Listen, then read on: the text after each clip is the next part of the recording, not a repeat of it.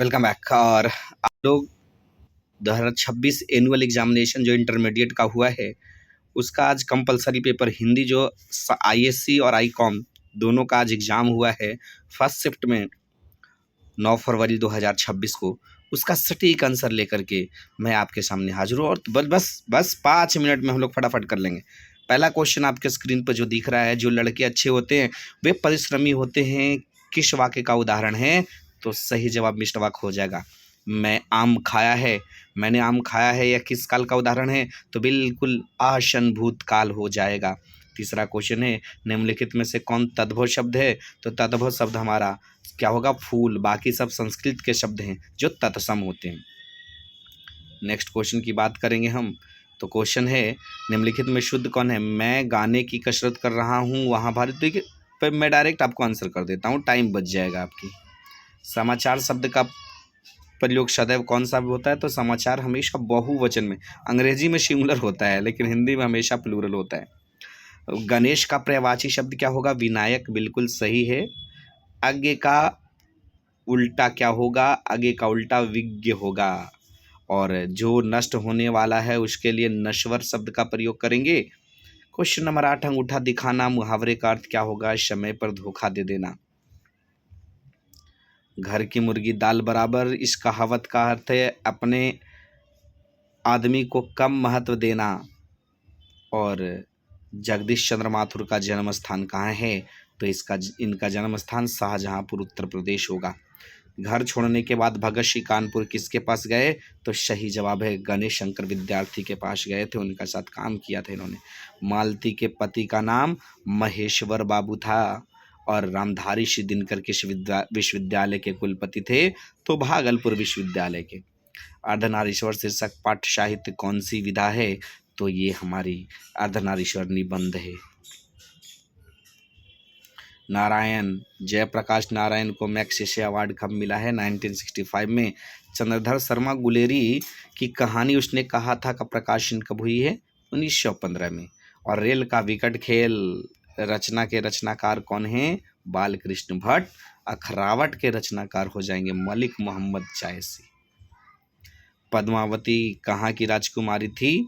तो सही जवाब होगा सिंहलदीप की। और वजीरा सिंह किस कहानी का पात्र है? तो उसने कहा था का। और बात करेंगे हम, सिगड़ी शब्द का अर्थ क्या होता है? तो अंगीठी होता है, आग जलाना, है ना। हंसते मेरा अकेलापन शीर्षक रचना साहित्य कौन सी विधा की है? तो ये डायरी है। और नामवर से किस पत्रिका के संपादक थे? तो आलोचना के।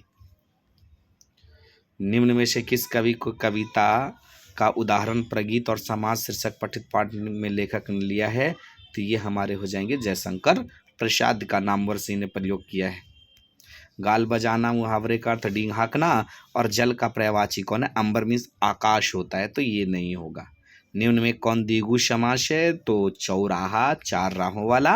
और निम्नलिखित में कौन शब्द पुल्लिंग है? कौन शब्द पुल्लिंग नहीं है? तो बिल्कुल सही जवाब है पुल्लिंग कौन नहीं होगा? तो नदी जो है वो स्त्रीलिंग होता है।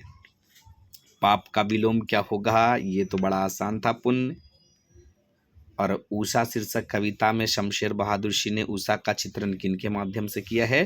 तो बिंबों के माध्यम से। गजानन माधव मुक्ति बोध का जन्म स्थान क्या आता है? तो सयोपुर ग्वालियर मध्य प्रदेश होगा। और अधिनायक पठित पाठ में हरचरना किसका प्रतिनिधि कर रहा है? तो आम आदमी का। रघुवीर सहाय किस सप्तक के कवि थे? तो दूसरा सप्तक का। और नौकर की कमीज के रचनाकार विनोद कुमार शुक्ल होंगे। प्यारे नन्हे बेटे को शीर्षक पठित पाठ में पिता लोहे के बारे में पूछता, किससे पूछता है? तो बिटिया से पूछता है। और अशोक वाजपेयी के माता और पिता का नाम आपसे पूछा गया था, तो निर्मला देवी या परमानंद वाजपेयी। हार जीत शीर्षक पाठ में कौन विजय पर्व मनाने की तैयारी में व्यस्त थे? तो नागरिक लोग। और निम्नलिखित में से किसका जन्म स्थान पत्थरगामा गोड्डा झारखंड में था? तो ज्ञानेंद्रपति हो जाएंगे। गांव के घर शीर्षक कविता के लेखक भी ज्ञानेंद्रपति हो जाएंगे। जाति शब्द का विशेषण पूछा जा रहा है, तो जातीय हो जाएगा। और यह घर मेरा है, यह किस प्रकार का सर्वनाम हो जाएगा? विशेषण का उदाहरण है, तो सार्वनामिक विशेषण हो जाएगा। उत्तम पुरुष के अंतर्गत कौन आता है? तो उत्तम पुरुष के अंतर्गत वक्ता फर्स्ट पर्सन, श्रोता सेकंड पर्सन, और जिसके बारे में कहा जाए वो थर्ड पर्सन उत्तम पुरुष हो जाएगा, है ना।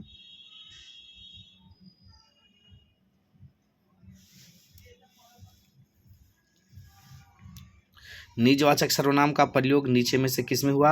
आप भला तो जग भला। निम्नलिखित में कौन अविकारी शब्द है? तो अविकारी जिसका विकार उत्पन्न ना हो तो अव्यय, जिस पर लिंग वचन का कोई असर ना हो। क्रिया का मूल रूप को अब क्या बोलेंगे? धातु बोलेंगे। और मोहन मुझसे किताब लिखाता है, इसमें कौन सी क्रिया है? तो प्रेरणार्थक, क्योंकि खुद नहीं लिख रहा है, लिखवा रहा है। ध्वनियों के मेल को क्या बोलेंगे? सार्थक। वर्ण समुदाय को शब्द बोलेंगे अगर वर्ण समुदाय होगा तो। जिन शब्दों की व्युत्पत्ति का पता नहीं चले उसे देशज कहेंगे। और रचना के आधार पर शब्द के कितने प्रकार हैं? तो 3 हैं, रूढ़, योग रूढ़ और यौगिक हो जाएंगे। प्रचार में कौन सा उपसर्ग है? तो प्रचार में प्रा उपसर्ग है। सुयश में कौन सा उपसर्ग है? तो शु उपसर्ग हो जाएगा। और बात करें विद्यमान में कौन सा प्रत्यय है? तो विद्यमान में आपका प्रत्यय की बात करेंगे तो पीछे लगता है मान लगा है, पास्ते में त्या लगा है। और कुल शब्द का कौन सा विशेषण हो जाएगा? तो कुल का कुलीन हो जाएगा। और आजन्म शब्द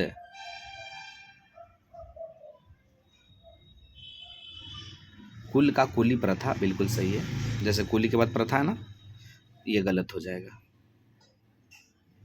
ठीक है, ये सही है। आजन्म शब्द में कौन सा समास है? तो आजन्म शब्द अव्ययी भाव समास हो जाएगा। और बात करें किस समास का अंतिम पद प्रधान होता है? तो बिल्कुल तत्पुरुष समास का। और सतशाई शब्द में कौन सा तो होगा? सात, ये वाला क्या बोल सकते हैं? द्विगु समास। सतशाई मतलब 7 दोहों का समूह। सदैव, दैव का मारा वह, दैव का मारा वह विशेषण बता रहा है, विशेषण पद बंद होगा। और रचना के दृष्टिकोण से वाक्य 3 प्रकार का, सरल, संयुक्त और मिश्र वाक्य। आंसू शब्द कौन सा लिंग है? तो आंसू तो हमेशा पुल्लिंग ही होगा। आंसू बह रहा है लेकिन आंसू का बोध हो जाएगा आपका पुल्लिंग शब्द। तो आंसू को हम लोग क्या करेंगे? पुल्लिंग करेंगे। करुणा शब्द का विशेषण कारुणिक हो जाएगा, बिल्कुल सही है।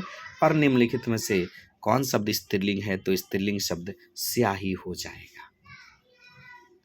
इसी के साथ हम चर्चा करेंगे आगे कि निम्नलिखित में किस शब्द का प्रयोग सदा एक वचन में होता है? तो एक वचन में प्रत्येक का हमेशा एक वचन में ही योग होता है। बात करेंगे शब्दों के आगे जो शब्दांश लगाए जाते हैं उन्हें क्या कहते हैं? तो उन्हें उपसर्ग कहते हैं। हरि मोहन को रुपये देता है, जब देना या करना का सेंस है उसमें को जो होता है वो संप्रदान कारक में हो जाएगा, कर्म कारक में नहीं होगा। देना का सेंस में या किसी के लिए कार्य करना का सेंस, जब किसी वाक्य में पिरो दिए जाते हैं तो वो क्या कहलाता है? वो पद बन जाता है। और वह जन्म का भिखारी है तो जन्म का संबंध बता रहा है तो संबंधवाचक हो जाएगा। नेता का स्त्रीलिंग रूप पूछा जा रहा है तो नेता का स्त्रीलिंग नेत्री हो जाएगा। और सर्वनामों की संख्या पूछी गई है आपसे तो सर्वनाम की संख्या कितनी हो जाएगी? 11 हो जाएगी। और डा का उच्चारण रसान, रेटू रसाना मुर्धा हो जाएगा। और किन व्यंजनों के उच्चारण में हकार जैसी ध्वनि निकलती है? तो महाप्राण में। उस व्यंजन वर्णों की संख्या कौन होती है? कितनी होती है? 4। तालव्य, मूर्धन्य, दंत और हा। महेंद्र का संधि विच्छेद क्या होगा? मही जोड़ींद्र, मही, इस तरीके से लिखा जाएगा। और निम्नलिखित में कौन यन संधि है? अनु जोड़ ए बराबर अन्वय, यन संधि है। तिरस्कार का संधि विच्छेद तिरह जोड़कार, तिरस्कार हो जाएगा। और निम्नलिखित में से कौन शब्द शुद्ध है? तो शुद्ध शब्द तो अब हमें अंतर ध्यान ही करना पड़ेगा। गायक शब्द का स्त्रीलिंग रूप क्या होगा? तो गायक का गायिका होता है, ये सबको पता भी है। कुंज शब्द किस संज्ञा का उदाहरण है? तो कुंज जो है वो समूहवाचक का होता है। झाड़ी उड़ी का समूह, लता उता का समूह को कुंज बोलते हैं। भाववाचक संज्ञा कौन नहीं है? तो निकट, बाकी सब भाववाचक हैं। गाइडी मोपाशा कहाँ के रहने वाले थे? तो गाइडी मोपाशा फ्रांस के रहने वाले थे। क्लर्क की मौत के लेखक कौन है? अंटन चेखव। और भूषण किस काल के कवि हैं? तो रीतिकाल के हो जाएंगे। भूषण ने महाराज छत्रसाल की वीरता का बखान किस में किया है? छत्रसाल दशक में किया है।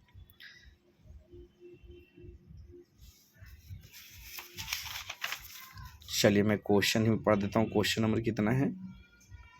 85। क्वेश्चन पढ़ता हूँ, थोड़ा सा पता नहीं स्कैनिंग प्रॉब्लम हो गया। पक्षपात नहीं सबके हित की भाषी, ये काव्य पंक्ति जो है वो नाभादास की कौन सी रचना किसके बारे में नाभादास ने कहा? तो कबीरदास के बारे में कहा है कि पक्षपात नहीं करते थे कबीरदास। क्वेश्चन नंबर 86 है, किस राजा ने भूषण को कवि की उपाधि दी है? कवि भूषण की उपाधि राजा रुद्र शाह ने दी है। ये था क्वेश्चन आपका। फिर था, यौम मलेच्छ वंश पे शेर शिवराज है, यह पंक्ति किसके लिए प्रयोग हुई है? तो शिवाजी के लिए प्रयोग हुई है। फिर है, मुक्तिबोध रचनावली कितने खंडों में है? तो मुक्तिबोध रचनावली 6 खंडों में है। फिर आगे क्वेश्चन है, पेशगी कहानी के लेखक कौन है? तो हेनरी लोपेज। और इस जे कृष्णमूर्ति किस शताब्दी के महान दार्शनिक हैं? तो 20वीं शताब्दी के, क्योंकि 1885 में इनका जन्म ही हुआ है। सूरदास भक्ति की किस शाखा के कवि हैं? तो कृष्ण भक्ति शाखा के कवि हैं। और भृंग लता भूले पंक्ति में भृंग का अर्थ क्या होता है? तो भौरा। और तुलसीदास का जन्म स्थान कहाँ है? तो राजापुर उत्तर प्रदेश है। और तुलसीदास ने प्रबंध काव्य की रचना समानता किस भाषा में की है? तो ब्रज भाषा में की है। और जयशंकर प्रसाद कहाँ तक पढ़ाई लिखाई किए थे? तो ये तो पता है 8वां तक ही पढ़े थे। जयशंकर प्रसाद किस युग के कवि रहे हैं? तो छायावाद के। और कमायनी महाकाव्य की नायिका कौन है? तो इसका मतलब है श्रद्धा। और पुत्र वियोग शीर्षक कविता में सुभद्रा कुमारी चौहान के किस काव्य संकलन से ली गई है? तो ये मुकुल से ली गई है। और ये सुभद्रा कुमारी चौहान ने किस स्कूल से अपनी प्रारंभिक शिक्षा ग्रहण की है? तो Crosthwaite girls college school Allahabad. और शमशेर बहादुर सिंह ने सोवियत रूस की यात्रा कब की? 1978 में। तो आज का ये क्वेश्चन था। आप मिला करके कमेंट बॉक्स में जरूर कमेंट कीजिए कि आपके कितने सही हुए। तो मिलते हैं अगले वीडियो में, तब तक के लिए थैंक यू वेरी मच, धन्यवाद।